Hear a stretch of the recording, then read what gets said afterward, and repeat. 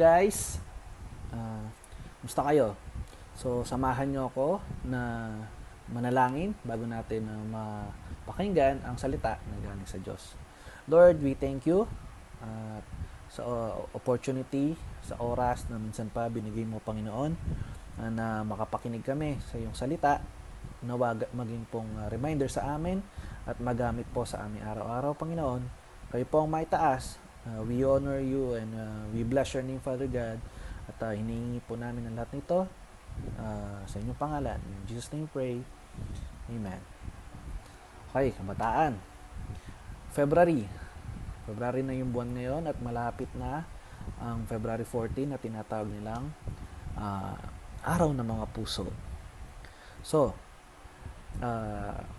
yung message ngayon is gusto lang mag-remind nila ni Lord na hindi natin kailangan maghanap ng kadate ngayong February 14. Okay? Kasi nakakalungkot man sa panahong ito, yung mga kabataan, madalas makikita mo sa mga social media, ang pinoproblema nila, love life. Ang dami nilang hugot. Teenager pa lang, yung mga hashtag nila sa Facebook, puro feeling broken, hashtag sana all, na may girlfriend, may boyfriend, hashtag mga masasakit, yan, ganun.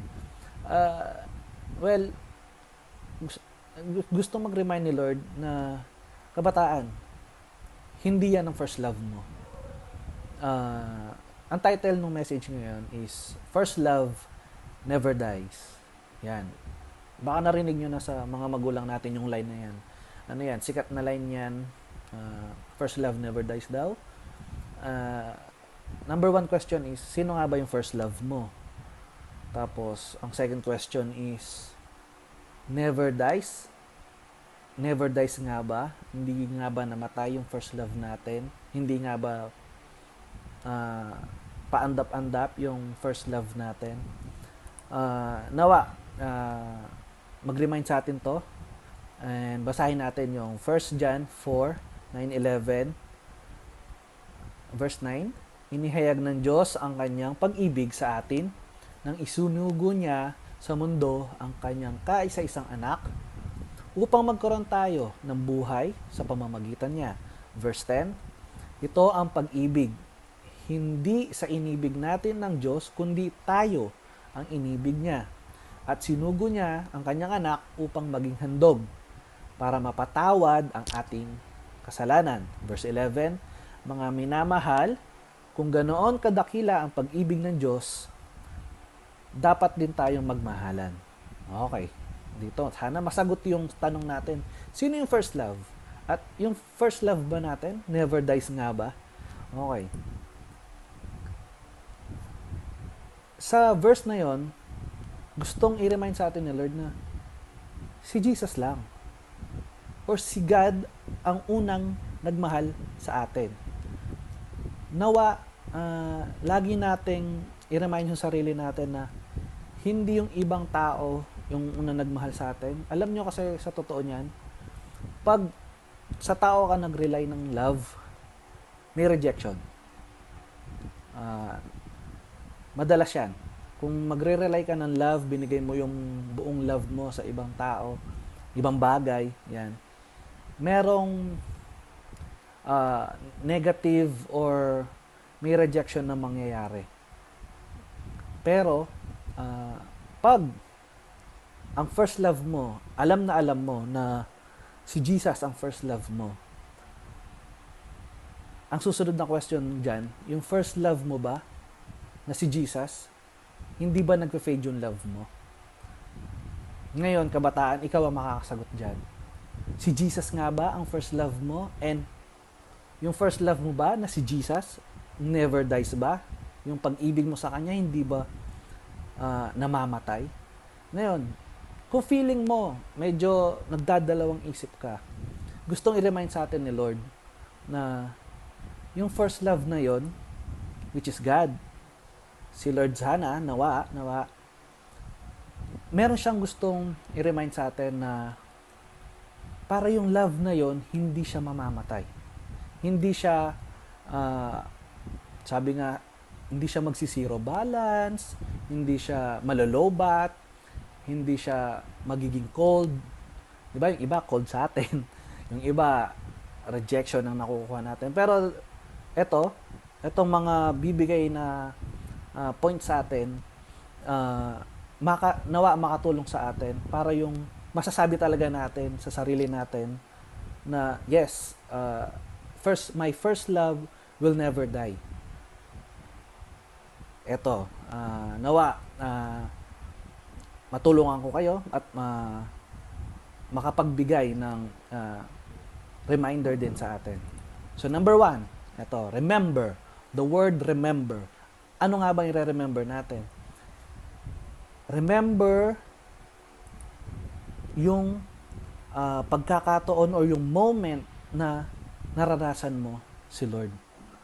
Yung first praise mo sa Kanya, yung first song na binigay mo sa Kanya, yung first prayer, yung devotion mo, yung heart mo na uhaw lagi sa Kanya, yung pakiramdam na yon, yung mga rejection moment mo, yung mga negative na nararamdaman mo noon, tapos nagpray ka, nagdevotion ka, yung naramdaman mo yung yakap ni Lord sa'yo, alalahanin natin yon. Gusto ni Lord na remember natin yung mga moment na ganun.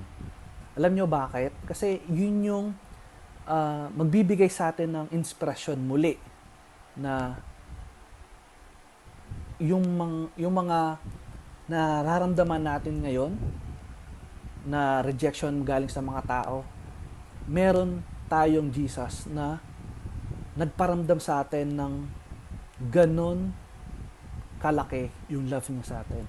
Nawa, hindi natin makalimutan yung mga first praise and worship natin sa Kanya, yung mga una mong pinagdasal sa Kanya, paano mo siya nilambing nung una mo siyang natagpuan o una mo siyang nakilala. Remember. Pangalawa, repent. Yan. Maging honest tayo. Maging honest tayo sa Kanya. Hingi tayo ng forgiveness. Sabihin natin yung pagkukulang natin. Sabihin natin yung mga pagkakamali, yung mga nagawa nating hindi naging karapat-dapat sa Kanyang harapan. Iaminin lang natin sa Kanya, maging honest tayo sa Kanya. At yung mga times na hindi siya yung naging priority natin, for sure, si Lord makikinig yan. Makikinig at makikinig yan. Repent. Pag yung mga nagawa natin, hindi natin pinansin, nalaki, hindi natin inaas ng forgiveness kay Jesus, mapapalayo tayo sa Kanya. So, hindi pa huli ang lahat. Repent.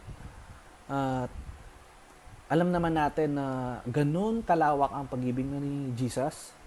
So, ready siyang makinig. Maging honest lang tayo. Buksan lang natin yung empty heart natin, yung broken hearted natin na meron tayo ngayon.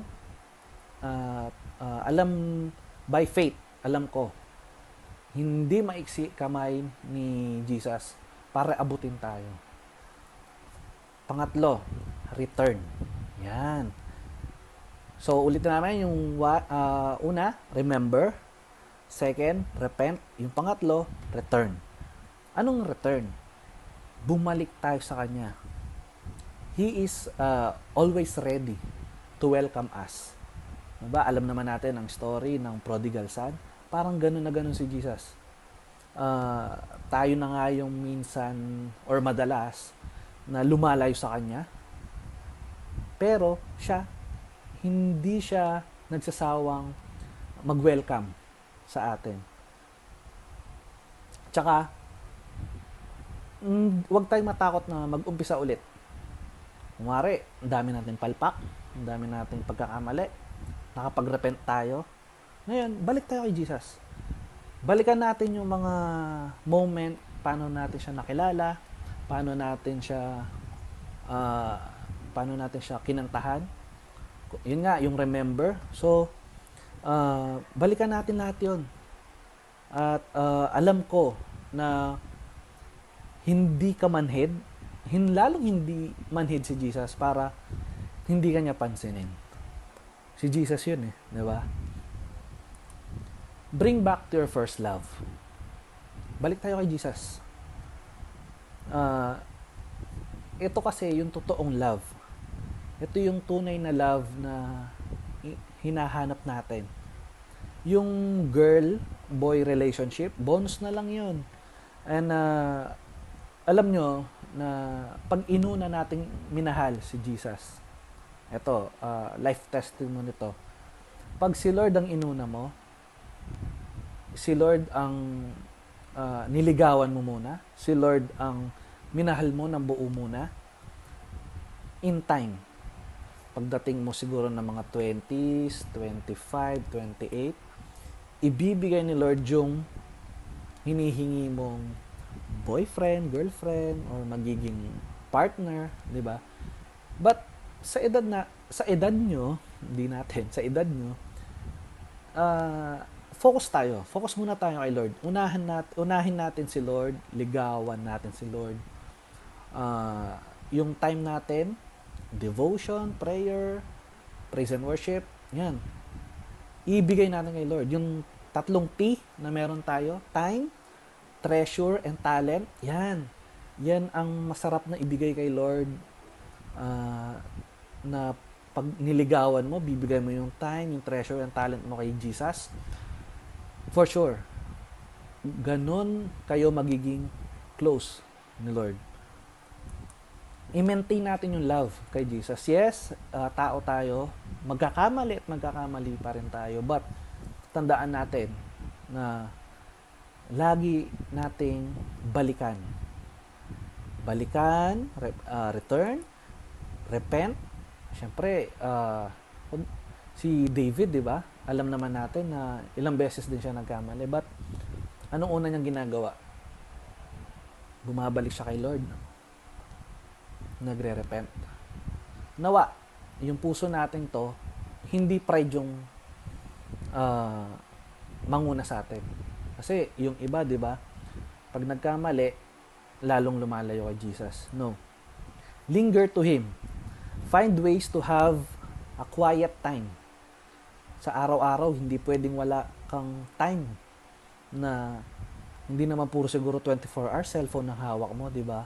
Or hindi naman 24 hours yung module mo o yung online class mo. Let's find time para kay Lord.